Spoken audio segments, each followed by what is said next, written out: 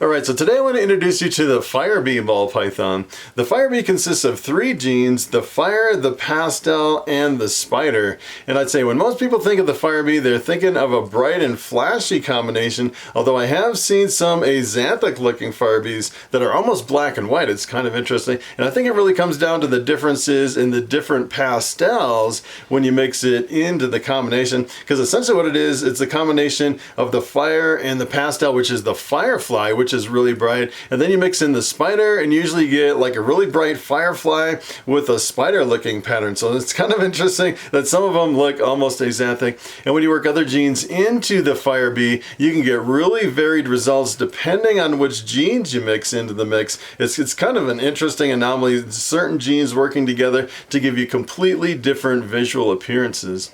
So today I want to jump over the internet and I want to show you the potential of the Firebee ball python. Alright, so I'm going to jump over here on Morphmarket.com and I want to start with the three genes that make up the Firebee. And the first one I want to show you is the fire. This is what a fire looks like. And the fire is pretty much considered to be a lightening gene. If you mix it in other combinations, a lot of times it lightens and brightens the combinations. And especially if you mix it with some of the brighter genes, it can make some really impressive combinations. And the fire is also in the black-eyed leucistic complex. So if you breed two fires together, you get a super fire, which is an all-white snake with black eyes. And the super fires are kind of cool. Essentially what it is, it's an all-white snake with little patches of yellow right down the top of the snake. Probably one of my favorite all-white snakes. And here is another gene in the combination. That is the pastel. And most people, I'd say, when you think of a pastel, you're thinking of a bright yellow snake. And the pastels can be really variable. Sometimes they're really super bright. I'd say this is probably one of the brighter ones that I've seen. Some of them are really browned out, and some of them, as they age and mature, they really brown out to where you can almost hardly tell they're pastels. I actually have some adult female pastels in my collection, and you can almost hardly tell they're a pastel other than kind of a jumbled up pattern. Usually the pastels kind of jumble up the pattern. If you actually have super pastel with two copies of the pastel, usually that has a really crazy jumbled up pattern. So if you actually take the pastel and you mix it with the fire, this is what you get. You get a firefly, which is a really bright and flashy combination. And I really like the fireflies. The fireflies, as they age and mature, they really hold their brightness and contrast, which is kind of unique. It's kind of the combination of the fire really helping the pastel as it ages and matures. Pretty amazing combination. And sometimes this one, sometimes the pastels can be pretty reduced. Look at this one. It's almost like an inchy look to it. Sometimes they can be almost tiger stripes. And I've actually seen pastels that almost look like a normal pattern on the side with kind of the Roswell gray alien heads. It's kind of variable. So here is another gene. If we actually take the firefly and we work in spider, that's how you get the Firebee. And this is what the spider looks like. Essentially the spider gets its name from this spider web pattern coming right down the back of the snake. And usually the fire has this white coming up on the side. Sometimes it can be like a really solid white. Sometimes it's almost no white, which is kind of interesting. This one it's kind of interesting, and this one almost has little patches of white here and there, which is pretty unusual for a spider. And some spiders can be really super gold. That's one thing I really like about the spider. And here's what happens if you take the spider, the pastel, and the fire, and you mix all three together. This is what you get. You get a bumblebee fire, also known as the Firebee. And take a look at how bright this thing is. Sometimes they can be really crazy, super bright, almost like glowing. It's pretty amazing how bright some of these are. And this is one example of the Firebee. Take a look at this. I actually pulled up another one here. This is kind of surprising. This is another version of the Firebee that almost looks axanthic, which is kind of crazy. And I haven't quite wrapped my head around why it changes so much from one to the other. As a matter of fact, I was wondering if this was mislabeled like an axanthic. It almost looks like it has the recessive axanthic in the mix. But if you actually look at the price, this would be a lot more expensive if it was actually actually an axanthic spider pastel fire. As a matter of fact, I actually pulled up, take a look at this, I pulled up an axanthic fire bee. Look at this crazy snake. That is what the real axanthic looks like. And the kind of the cool thing about working fire and pastel into an axanthic, essentially what that does is it really kind of wipes out the color and really enhances the brightness of the white of the background in a lot of your axanthics. So if you're looking for axanthics and you want a really super white background, really the two key genes to make it super white are the fire and the pastel. And then you work spider into the mix and you get this crazy pattern from the spider on this really super white snake. Pretty amazing. As a matter of fact, if you look at the price on this one actually sold, yeah, for this one was $2,000 for this one. That is pretty crazy. So I kind of wanted to show you some other genes that we can work into the Firebee so you can really see the true potential of the Firebee with other genes. And it can be pretty variable depending on which genes you add to the mix. And this is the leopard.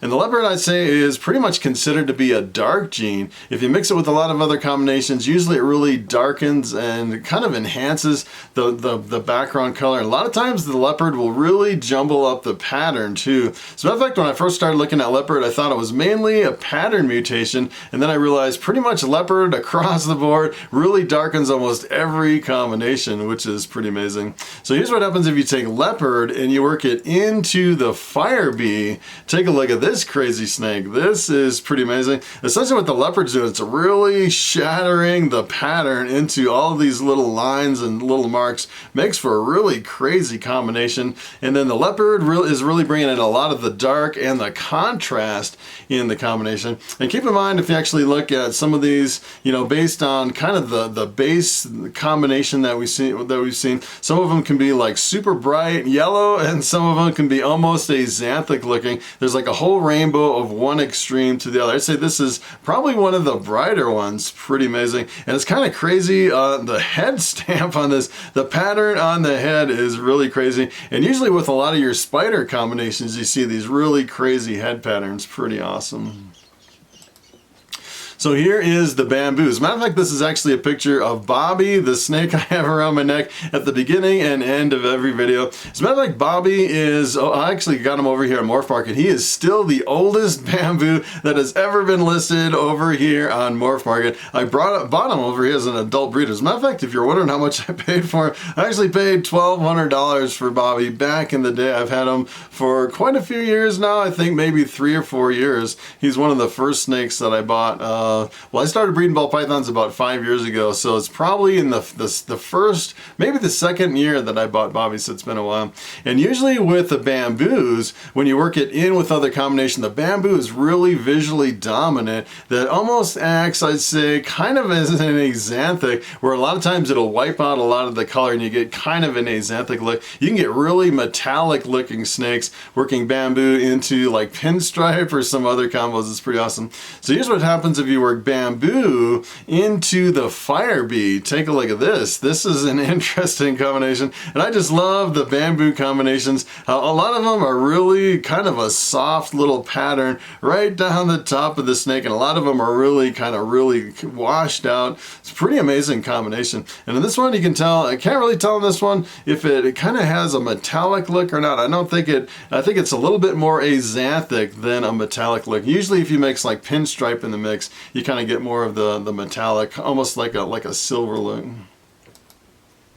So here is the Orange Dream, and the Orange Dream can be a little bit tricky because a lot of times when you look just at an Orange Dream by itself, sometimes it looks like it could have multiple genes in the mix. It almost looks, in some cases, like it's reduced enough almost to be Enchi-like, where you get these little tiger stripes, and that's usually just a characteristic of the Orange Dream. And the Orange Dream, essentially what it does is it brings out a lot of the orange in combinations. It works really good with fire and pastel to really make some really bright and flashy snakes. So here's what happens if you take Orange Dream and you work it into the Firebee. Take a look at this snake. That is pretty crazy. And kind of the interesting thing about the Orange Dream is there can be different lines of Orange Dream. Some of them are like a high intensity Orange Dream, and some of them are not quite as bright. There can be huge price differences, sometimes like a factor of 10 between the really bright ones and kind of the faded out Orange Dreams. But this is a really amazing combination. As a matter of fact, this is, I wonder kind of wondering how much this one was. Usually these Orange Dreams are pretty crazy. This is $750, not too bad. So here is the lesser. The lesser is actually in the blue-eyed leucistic complex. So if you actually mix lesser with any other gene in the blue-eyed leucistic complex, you get an all-white snake with bright blue eyes, which is pretty awesome. So you kind of have to be careful. You know, if you actually make a lesser fire bee, you want to be careful working it into anything else that has genes in the blue-eyed leucistic complex. Sometimes you can end up with a white snake and have a whole bunch of genes in the white snake, and that will actually mask all the genes.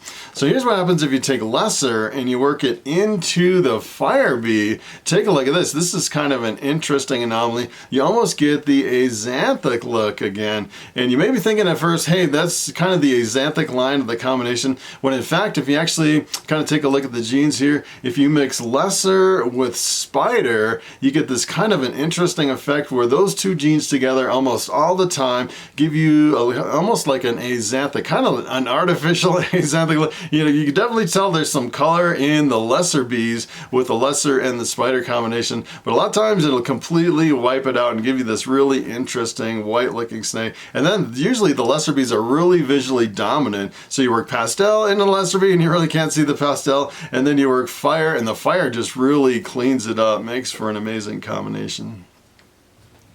Alright, so this is the last one I want to show you. This is the vanilla. As a matter of fact, this one's actually listed as a fire/vanilla, which is kind of interesting. As a matter of fact, the fire and the vanilla as a standalone gene pretty much look exactly the same. You really can't tell them apart, but when you mix the vanilla in with other combination, it definitely acts different than the fire. If you actually were to take the fire bee and breed it to a fire, you'd get the super fire, which is an all-white snake, but if you breed it to vanilla, you get a completely different effect. So here's what happens if you take the vanilla and you work it into the fire bee. Take a look at this combination. This is essentially what this is. This is a vanilla scream bee, which is a really crazy combination. You get these really crazy patterns with the vanilla cream. So essentially what this is, if you actually take a look at the genes, this is the fire and the vanilla coming together to make the vanilla cream, and then you add pastel in the mix, which makes the vanilla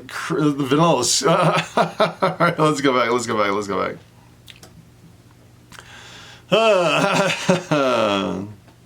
Alright, so this is the last one I wanted to show you. This is the vanilla. This is what a vanilla looks like. As a matter of fact, this one's actually listed as a fire/vanilla. And the vanilla and the fire is a standalone gene. They pretty much look exactly the same. You really can't tell the difference. This actually came from a vanilla cream, which is an allelic complex. So you breed the vanilla cream to something, and half the offspring come out as fire, half come out as vanilla, and you really can't tell one from the other. So essentially this looks just like a vanilla. And if you actually take the fire bee and you breed it to a fire, you get an all-white snake with black eyes. You get the black-eyed leucistic. But if you breed it to the vanilla, you get a completely different effect. And here's what happens if you take the vanilla and you work it into the fire bee. Take a look at this crazy snake. This is the vanilla scream bee, which is a really amazing combination. And essentially what happens is you're actually combining the fire and the vanilla back together again, which gives you this really scrambled up pattern. It's essentially what it is. It's a vanilla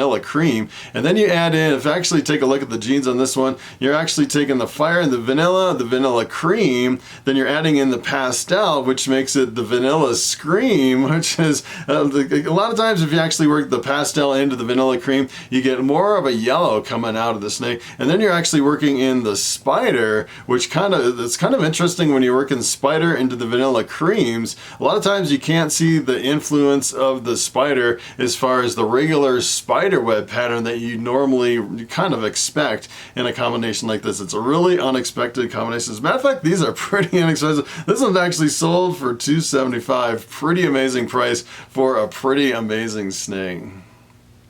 Alright, so it is time for the question of the day.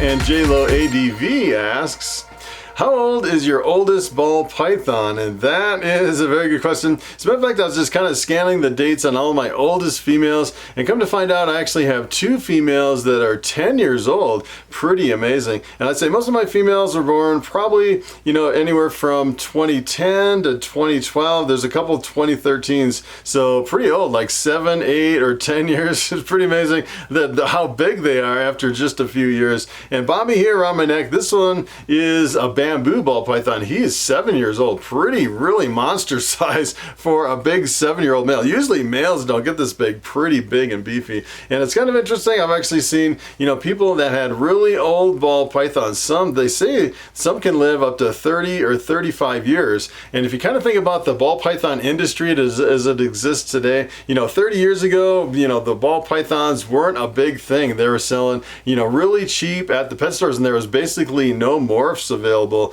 Nothing that you can really buy. I think the albino was the first one that came out, but it wasn't 30 years ago. I'd say we're pretty recent in the ball python craze as far as kind of determining how long ball pythons can actually live. It's kind of an interesting time working with ball pythons.